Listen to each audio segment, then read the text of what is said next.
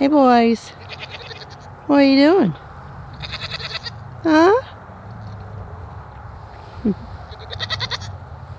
Hey guys.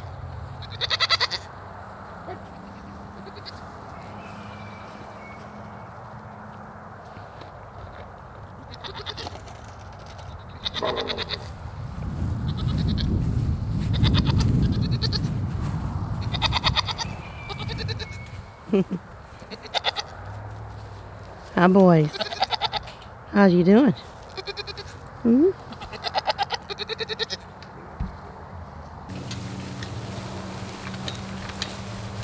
Hey Sophie.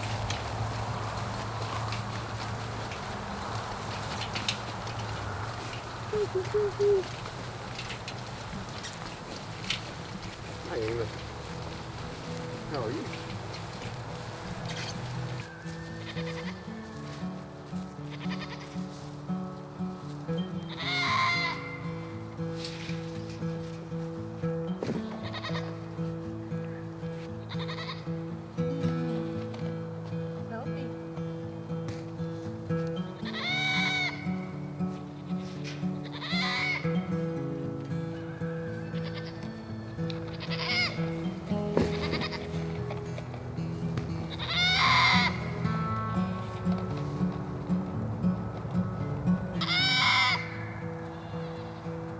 How you guys doing in the water?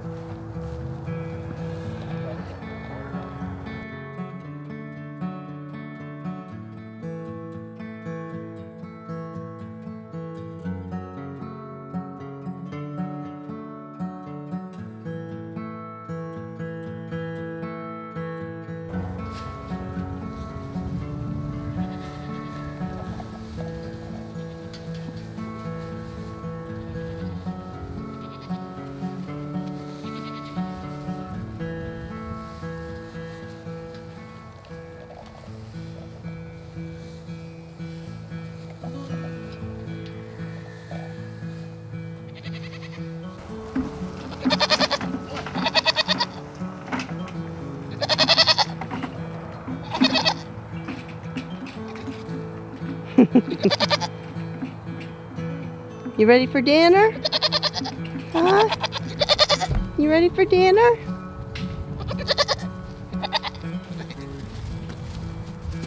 Yeah.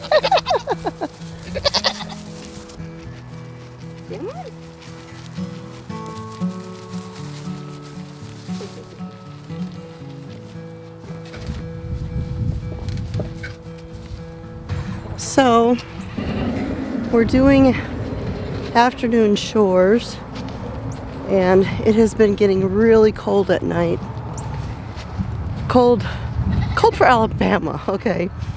Not like Alaska cold or the Midwest cold, but cold enough.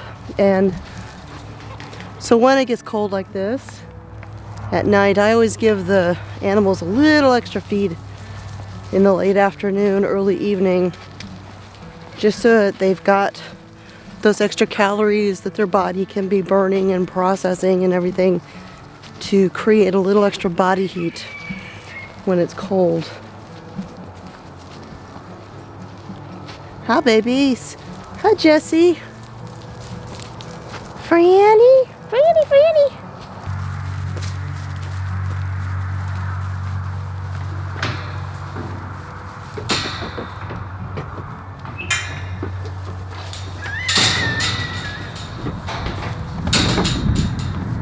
So Chan is a little bit of a bully when it comes to the food and the treats.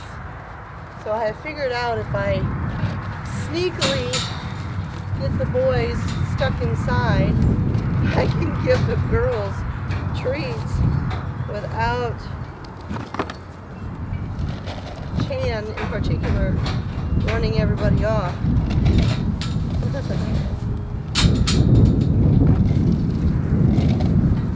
Jessie. Hey, buddy.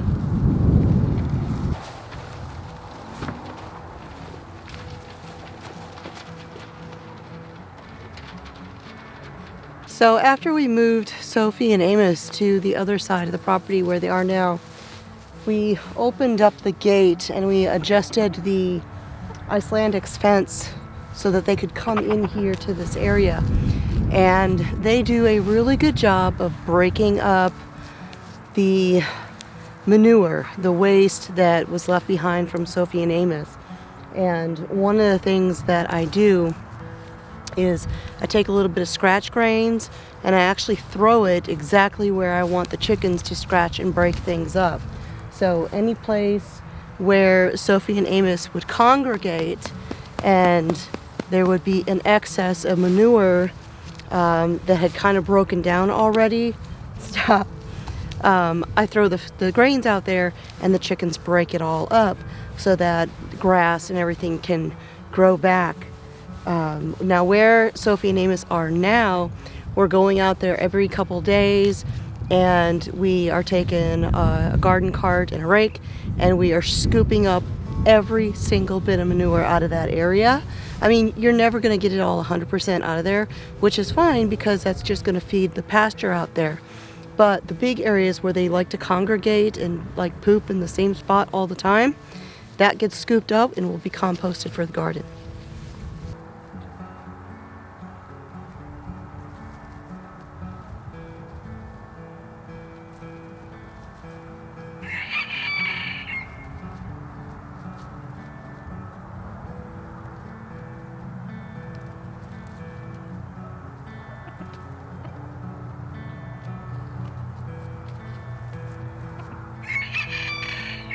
I'm like, what you doing, Mom? Oh, well, you've been on this whole time. Let's see what's been coming around. Most of the cameras out here have no card in them because I pulled them actually like 2 weeks ago. Something's been out here in the pasture digging some really deep holes. So hopefully it got on that camera. I don't know if it did, but because I think that's the only one out here that had a card in it.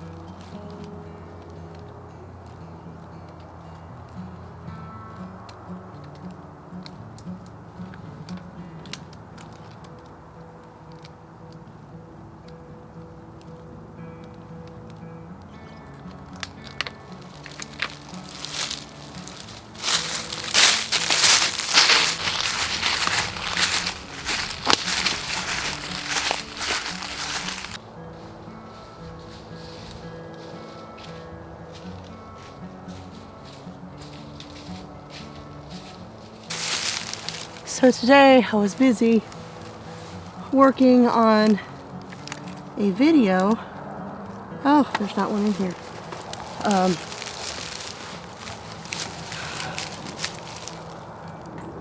Working on a video that actually won't go up for a couple of weeks. I believe it's February 15th, but don't quote me on that. I'll put it down below, whatever it is. So it is a collaboration that I am doing. I am a collaborator. Ooh. It is a collaboration that I'm doing that is being coordinated by Anna over at Fermented Homestead. And this is a collaboration of fermenting recipes. Now, there's a whole bunch of channels that are participating. It's much like the January one where you got a bunch of channels and there's going to be a new video every day throughout the entire month, like January, but this is for February, and of course it's fermenting recipes. And you have people who are novice fermenters like myself, and then you have people who are really, really good at it, been doing it forever. And there's going to be all different kinds of recipes, from easy to, I would think, advanced level. And so there's gonna be a little bit for everybody. I will tell you straight up, I am a fermenting novice. I've only done it a handful of times, and this collaboration is actually a really good way for me to get pushed out of my comfort zone and learn a new skill and really get comfortable with the new skill. So I'm really looking forward to it. So I started my ferment today, and so I look forward to sharing that with all of you. If you would like to learn more about this collaboration, Anna just posted the introductory video on her channel, and I will put a link to that down below.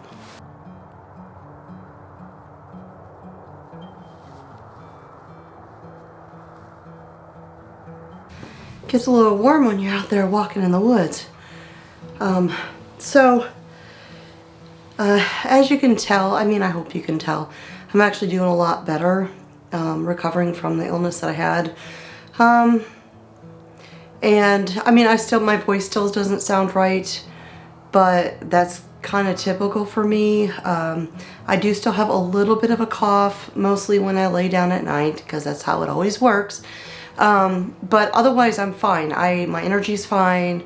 I don't have any other symptoms. No body aches, no headache, no fatigue, no fever, no nothing. My congestion is gone.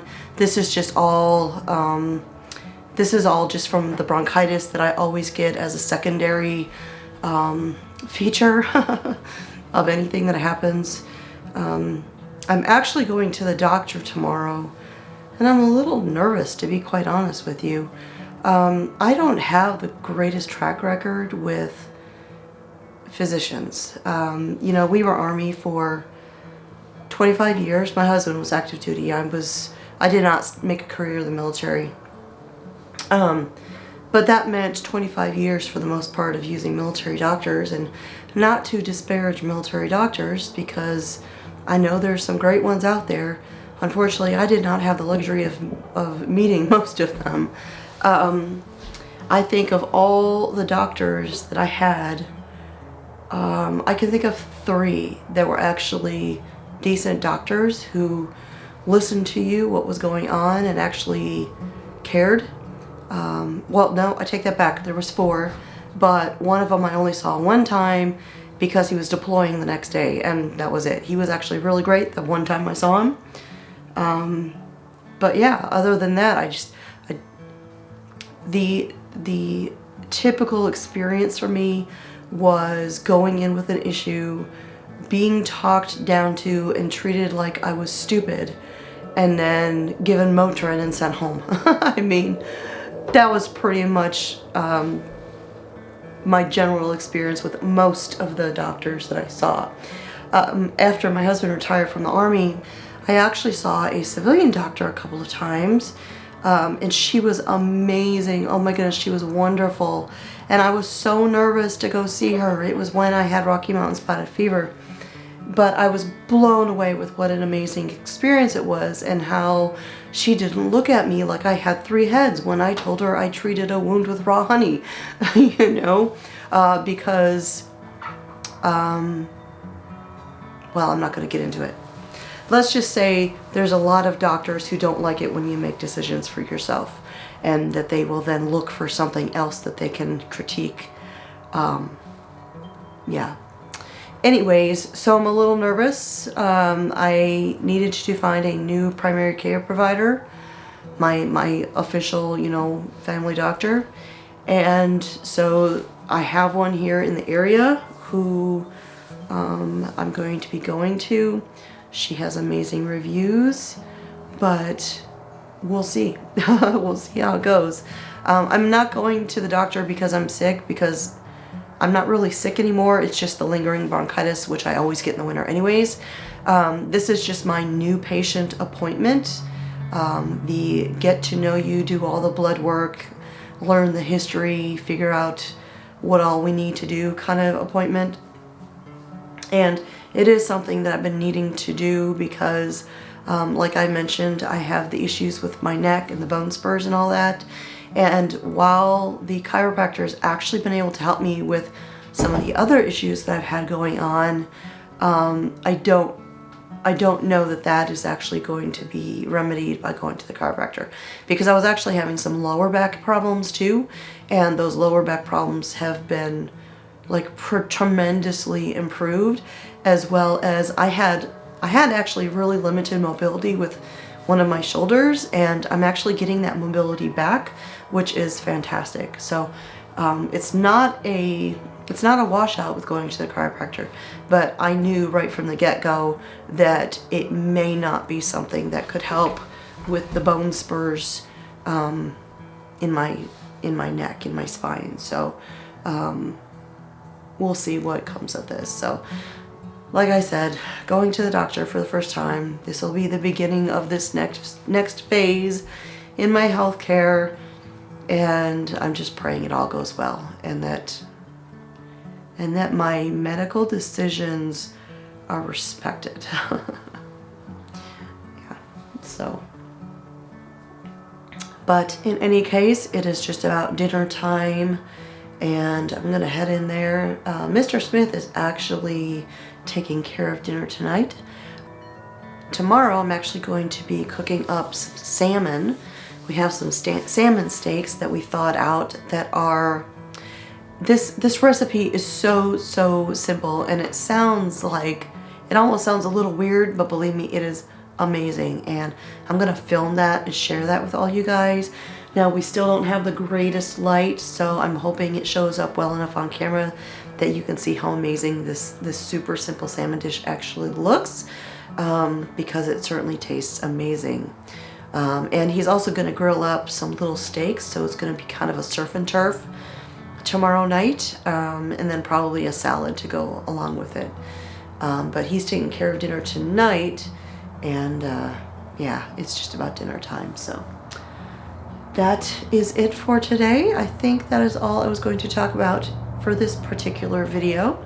I do have a bunch of videos planned, and I've still got to do my recap of the Homesteaders of America conference, the recap of that, but I was kind of waiting for my voice to come back a little bit. But if this lingers too long, I'm just gonna go ahead and go for it. I don't think you guys will be too upset if I sound like a frog while I'm talking about it. So that is it for today. Thanks for hanging out with me here at the homestead. My name is Constance at A Good Life Farm, and I'll talk to y'all next time.